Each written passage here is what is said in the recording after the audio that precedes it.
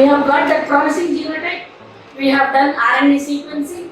So we have taken how, from where this is, let us say, this is brain.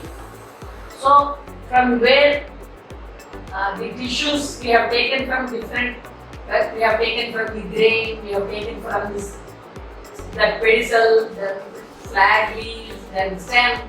So we are seeing what genes are expressing when.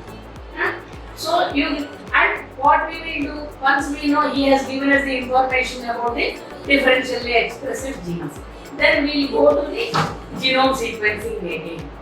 So we will see where these genes are sitting, whether we can make markers out of it and put it in the varieties. So ultimately, other systems, animal systems and others, the applications could be different.